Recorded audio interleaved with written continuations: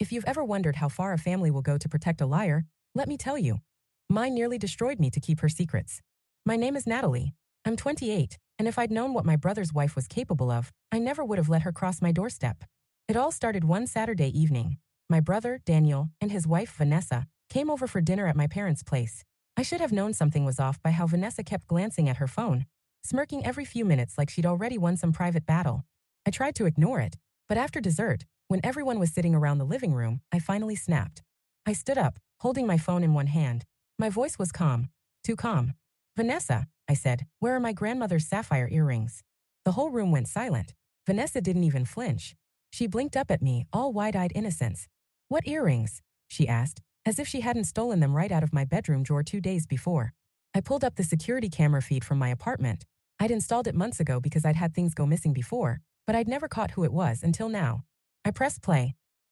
There she was, clear as day. Vanessa, creeping into my room when she thought I was out, opening my drawers, holding up the blue velvet box with the earrings, tucking it into her purse. I watched her face shift in real time like a mask sliding off. Daniel was the first to speak. He stammered. "And Natalie, I'm sure there's an explanation." I snapped. "Yeah, she wanted money, so she pawned them." Vanessa's lips pressed into a hard line. Then she stood up, her chin high like she still had any dignity to protect. "We needed the money for our wedding," she said, as if that made it acceptable to steal my family's heirloom. I couldn't believe what I was hearing. "You're unbelievable," I spat. "You're a thief, and you're going to pay for this." My mom sat frozen on the couch. My dad looked like he might be sick. Vanessa suddenly shrieked. "You think you're so perfect. You always think you're better than everyone." She lunged across the coffee table, her nails catching my arm. Then she slapped me so hard my vision went white. That slap was the moment I realized. She wasn't just a thief. She was violent too. I stumbled back, clutching my cheek. Before I could react, Vanessa grabbed a glass from the table and smashed it across the side of my head. Everything blurred. Warm blood dripped down my neck. My mom finally snapped out of her trance. She scrambled for her phone and started dialing 911 while Vanessa kept screaming at me, cursing, calling me a liar. Daniel just stood there, saying nothing. By the time the police arrived, I was sitting on the floor with a towel pressed to my head.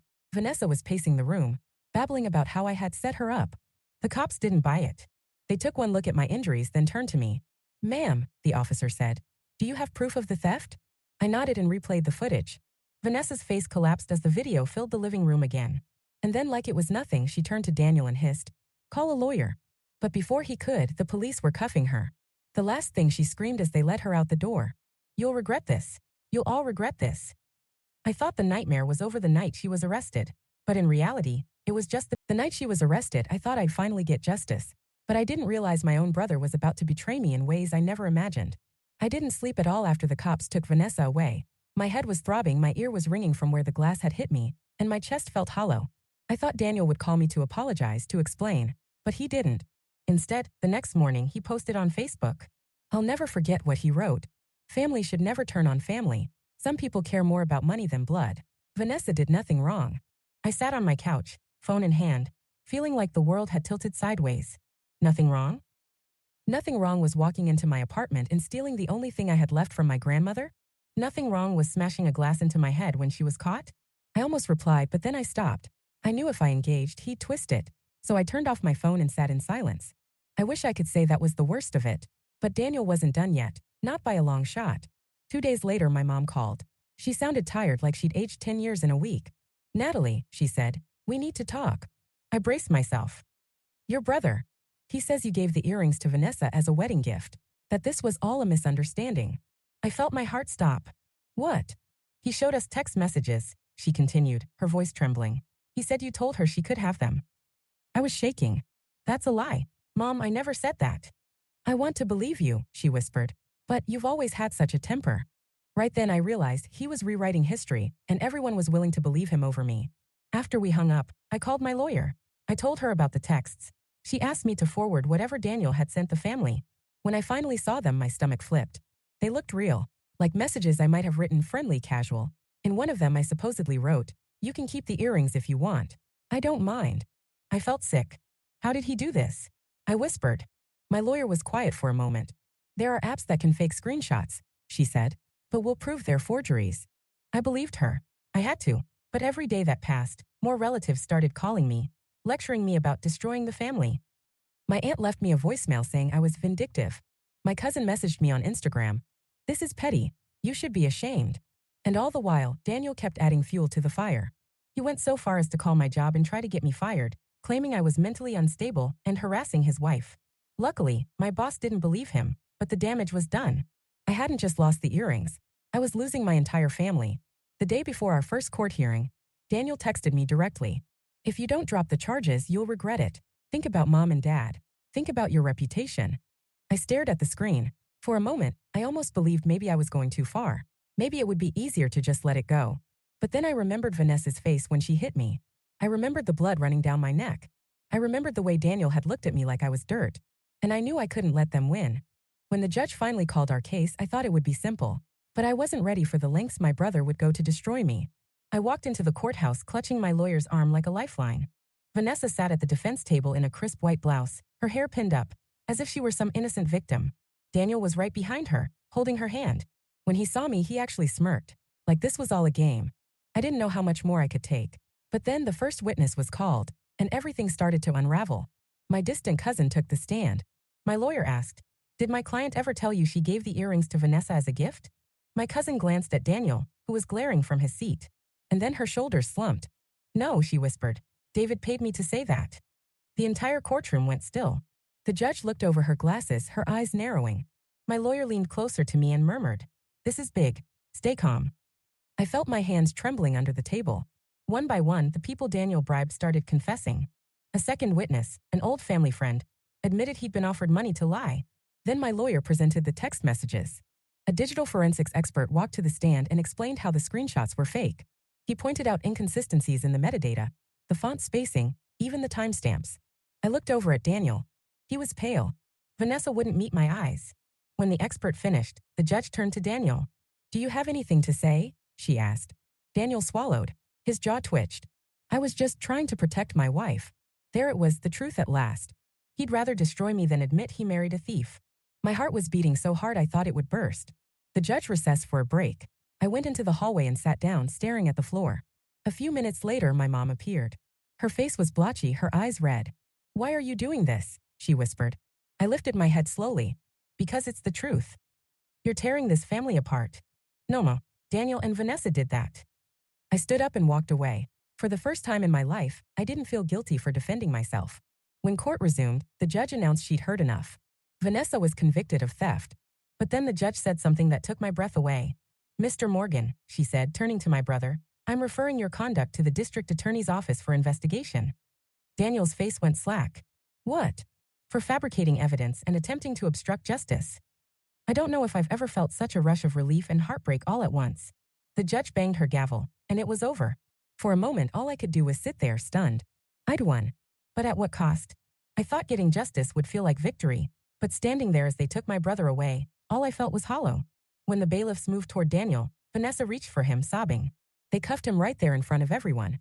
"You can't do this," she screamed. "He was just trying to protect me." But no one moved to help her. My mother pressed both hands over her mouth like she was about to be sick. My father just stared at the floor. As Daniel was led away, he turned to look at me.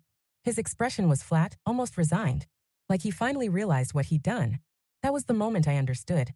I hadn't just lost a brother. I'd lost the entire illusion of who he was. Afterward, I sat in the hallway with my lawyer, too drained to even cry. He patted my shoulder. "You did the right thing," he said quietly, "even if it doesn't feel like it right now." I nodded, though the guilt was already starting to creep in. I'd spent so long believing that if I kept the peace, eventually my family would respect me. But all that ever did was teach them I was easy to sacrifice. The following week, the fallout spread through the family like a wildfire. Half of my relatives sent texts telling me they were disappointed in me for taking it this far. The other half were apologizing for not speaking up sooner. Some tried to stay neutral, but their silence spoke volumes. I found out through my lawyer that Vanessa's conviction meant she'd have to pay restitution. The judge awarded me the full value of the earrings, and that's when the final secret came out. There was a trust. One my grandmother had left for me. A small inheritance she wanted me to have when I turned 30.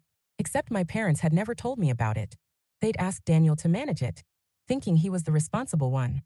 Instead, he'd spent it on himself and on Vanessa. When my lawyer handed me the paperwork proving it, I felt like I was going to be sick. My own brother had stolen from me, and my parents let him. I confronted them the day after. They sat me down in the living room and tried to act like it was all some big misunderstanding. I thought you knew, my mom said weakly. It was easier this way, my dad added. Easier. I repeated. For who? For you. No one answered. I realized then that there was no apology coming that would ever make this okay. I stood up and told them I was leaving town for a while, that I needed space. My mother burst into tears. My dad tried to hug me, but I didn't let them. I walked out the door without looking back. For the first time in my life, I finally chose myself. Some endings don't come with applause, just the quiet relief of finally walking away. I used part of the inheritance, what was left of it, to book a flight. I didn't even care where at first. I just knew I had to get out. A week later, I was sitting on a plane to the Cayman Islands. No family. No calls. No drama. The first morning I woke up there, I walked down to the water, stuck my feet in the surf, and felt nothing. No guilt. No shame. Just exhaustion. I had spent so long trying to be the good sibling, the peacemaker, the one who sacrificed. But all it got me was used. I stayed almost 2 weeks. I swam, read books I hadn't touched in years, and let the sun warm the parts of me I'd kept frozen for so long. Every night, I thought about everything I'd lost. Daniel was in prison, facing years behind bars for the lies and the fraud. Vanessa's reputation was ruined. She had to pay back restitution, and nobody trusted her anymore. And my parents. They kept calling and texting begging me to talk. They wanted to make things right. But the truth was, there was no going back. Some betrayals carve out pieces of you that don't grow back the same. On my last night in the Caymans, I watched the sun set over the water. I thought about all the birthdays, holidays, and milestones that would never feel the same again. And I realized that was okay. Sometimes you don't get the closure you wanted. Sometimes you just get the freedom to start over. When I got home, I blocked my brother's number. I muted my parents' calls. And I started therapy. It's been a year since the trial. My family is still fractured. Some relatives blame me. Others quietly tell me they're proud. But I'm not angry anymore. I'm not even sad most days. I've built something new. Something that doesn't depend on someone else's approval. I bought a little house. Nothing extravagant, just a place that feels like mine. I keep my great-grandmother's earrings in a locked safe. Not because they're worth money, but because they're worth remembering what I survived to get them back. And every time I look at them, I remind myself of one simple truth. Sometimes you have to let everything burn down around you to see who's still standing by your side.